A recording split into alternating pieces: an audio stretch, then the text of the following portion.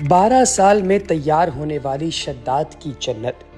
قصہ کہانی سمجھی جانے والی اس جنت کے کھنڈرات آج عمان کے صوبہ ظفار میں اوبر کے مقام پر دریافت ہو چکے ہیں۔ شداد کی جس جنت کا قرآن مجید میں ذکر ہے وہ امریکن خلائی شٹل چیلنجر نے دریافت کر لی ہے۔ شداد کی قسم پرسی اور بیچارگی پر ملک الموت کو 2 مرتبہ ترس آیا۔ نبی کریم علیہ السلام نے پیش گوئی کی تھی کہ میری امت کا ایک شخص اپنے اونٹ کی تلاش میں اس شہر تک پہنچے گا۔ کچھ لوگوں کو آج بھی رات کے وقت اس جگہ سے روشنی پھوٹتی نظر آ چکی ہے۔ آج آپ بھی اس کو ارم کے کھنڈرات کا مشاہدہ کرنے کے حوالے سے جان سکتے ہیں، دیکھ سکتے ہیں۔ کہاوت ہے کہ ایک دفعہ اللہ تعالیٰ نے ملک الموت سے پوچھا کہ روح قبض کرتے وقت تجھے کبھی کسی پر ترس بھی آیا ہے؟ ملک الموت نے عرض کیا جی ہاں، 2 دفعہ مجھے بڑا ترس آیا۔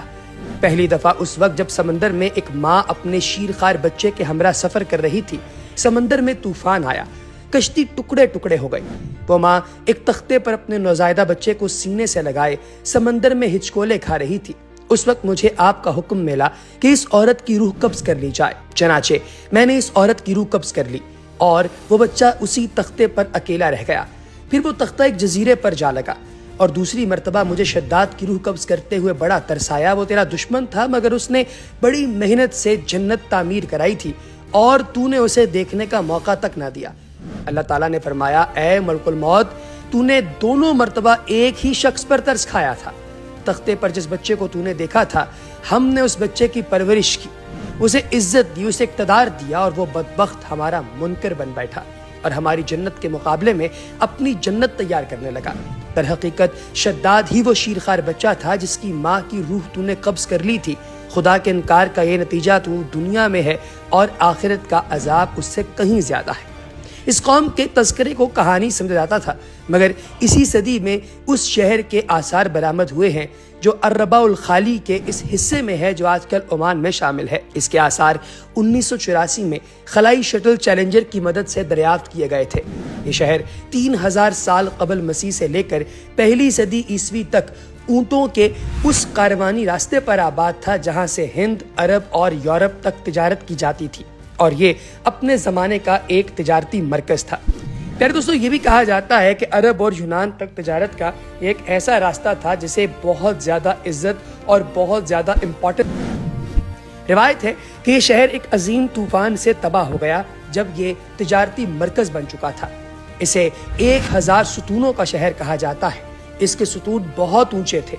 ارم نام لیا جاتا ہے شداد کی جنت کا، جس کا ذکر قرآن کی اس آیت میں ہے جس میں اللہ تبارک و تعالیٰ نے ارشاد فرمایا، ارم کے ستونوں والے۔ ان لوگوں کا تعلق قوم عاد سے تھا اور وہ ارم نام کی بستی کے رہنے والے تھے۔ وہ بستی بڑے بڑے ستونوں والی تھی۔ اماد جمع ہے امت کی اور امت کے معنی ستون کے ہیں۔ عاد کے نام سے 2 قومیں گزری ہیں، ایک کو عاد قدیمہ یا عاد ارم کہتے ہیں۔ یہ عاد بن اویس بن ارم بن سام بن نوح کی اولاد میں سے تھے۔ ان کے دادا کی طرف منسوب کر کے ان کو عاد ارم بھی کہا جاتا ہے۔ اپنے شہر کا نام بھی انہوں نے اپنے دادا کے نام پر رکھا تھا۔ ان کا وطن عدن سے متصل تھا۔ ان کی طرف حضرت ہود مابعوث کیے گئے تھے، لیکن قوم عاد کی بدعمالیوں کے سبب جب انہیں تباہ کر دیا گیا تو حضرت ہود حضرت مود کی طرف مراجعت کر گئے۔ ان کی رہائش احقاف کے علاقے میں تھی۔ حضرت ہود کی وفات یہیں پر ہوئی۔ احقاف میں بسنے والی اس قوم نے بہت ترقی کی۔ یہ لوگ طاقت اور قوت کے بلبوتے پر پورے یمن پر قابض ہو گئے۔ 2 بادشاہ خاص طور پر ان میں بہت جاہ و جلال والے ہوئے۔ وہ دونوں بھائی تھے۔ ایک کا نام شدید تھا جو بڑا تھا اور دوسرے کا نام شداد تھا جو کہ اس کے بعد تخت نشین ہوا۔ یہ دونوں وسیع علاقے پر قابض ہو گئے اور بے شمار لشکر اور خزانے انہوں نے جمع کر لیے۔ شداد کے بارے میں مختلف روایات ہیں۔ ایک تو یہ کہ اس کی ماں جس جہاز میں سوار تھی وہ طوفان میں ڈوب گیا تھا اور یہ لکڑی کے تختے پر تیرتا ہوا کنارے جا لگا جہاں ایک محتر نے اس کو پال پوس کر بڑا کیا۔ یہ اتنا مالدار کیسے بن گیا، یہ ایک الگ کہانی ہے۔ دوسری روایت یہ ہے کہ یہ عاد کا بیٹا تھا اور عاد کے 2 بیٹے شدید اور شداد تھے۔ حضرت ہود قوم عاد پر ہی مابعوث ہوئے تھے۔ اب دوستو، عاد ارم کے قصے کی جانب بات کرتے ہیں۔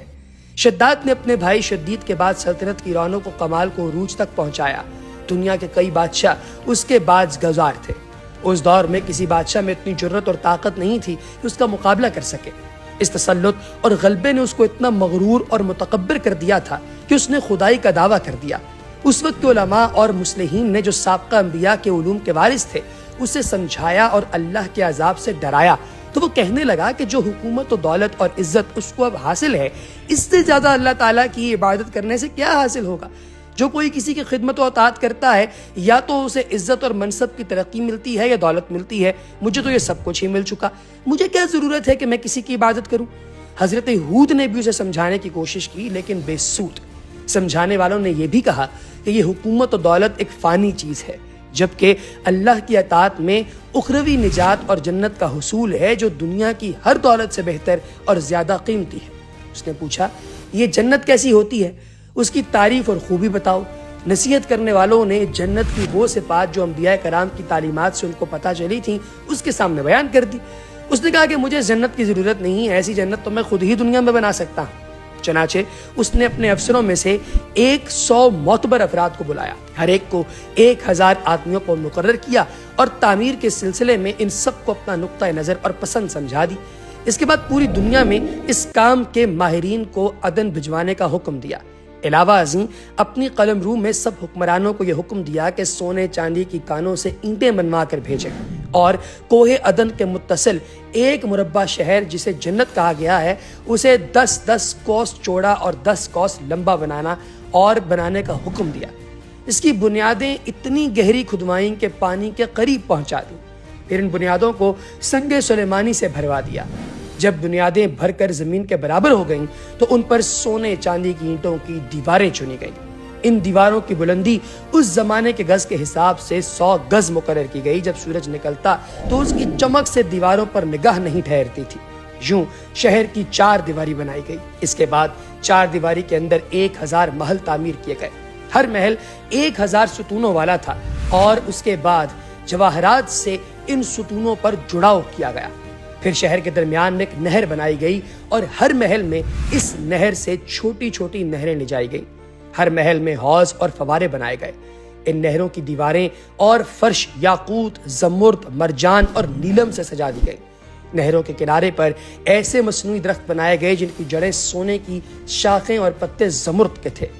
ان کے پھل موتی اور یاقوت اور دوسرے جواہرات کے بنوا کر ان پر ٹانک دیے گئے۔ شہر کی دکانوں اور دیواروں کو مشک و زعفران اور عنبر و گلاب سے سیقل کیا گیا۔ یاقوت و جواہرات کے خوبصورت پرندے چاندی کی اینٹوں پر بنوائے گئے جن پر پہرے دار اپنی اپنی باری پر آ کر پہرے کے لیے بیٹھتے تھے۔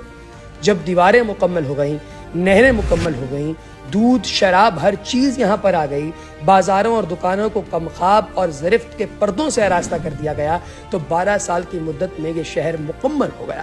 تمام امراء و ارکان دولت کو حکم دیا گیا کہ سب اسی میں آباد ہو جائیں۔ پھر شداد خود اپنے لاؤ لشکر کے ہمراہ انتہائی تکبر اور غرور کے ساتھ اس شہر کی طرف روانہ ہوا۔ بعض علماء و مصلحین کو بھی اپنے ساتھ لیا اور راستے بھر ان سے ٹھٹھا و تمسخر کرتے ہوئے کہتا رہا کہ ایسی جنت کے لیے تو مجھے کسی اور کے آگے جھکنے اور ذلیل ہونے کا کہہ رہے تھے، میری قدرت و دولت تم نے دیکھ لی۔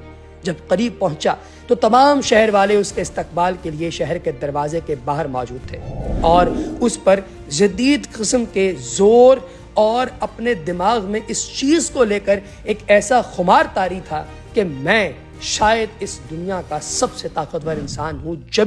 ابھی وہ گھوڑے سے اترنے ہی والا تھا، ایک رکاب اس کی جو ہے وہ گھوڑے پر تھی اور دوسری اس کی زمین پر تھی کہ اس سے پہلے ایک اجنبی شخص اس کے سامنے آ کر کھڑا ہو گیا۔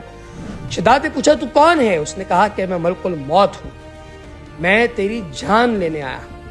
شداد نے کہا کہ مجھ کو اتنی مہلت دے دے کہ میں اپنی بنائی ہوئی جنت کو دیکھ لوں۔ جواب ملا مجھ کو حکم نہیں۔ کہا چلو اس قدر ہی فرصت دے دو کہ گھوڑے پر سے اتر آؤں۔ جواب ملا اس کی بھی اجازت نہیں۔ چنانچہ ابھی شداد کا ایک پاؤں رکاب اور دوسرا چوکھٹ پر تھا کہ ملک الموت نے اس کی روح قبض کر لی۔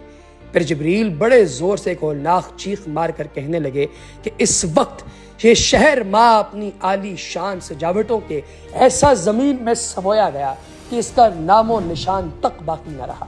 قرآن پاک میں اس کا ذکر اس طرح ہوا ہے کہ وہ جو ارم تھے بڑے ستونوں والے اور شہروں سے اس کے مانند کوئی شہر شاندار نہ تھا۔ شداد اور اس کی جنت کا انجام کیا ہوا آپ جان ہی چکے ہیں، لہٰذا دوستو غرور مت کیجیے۔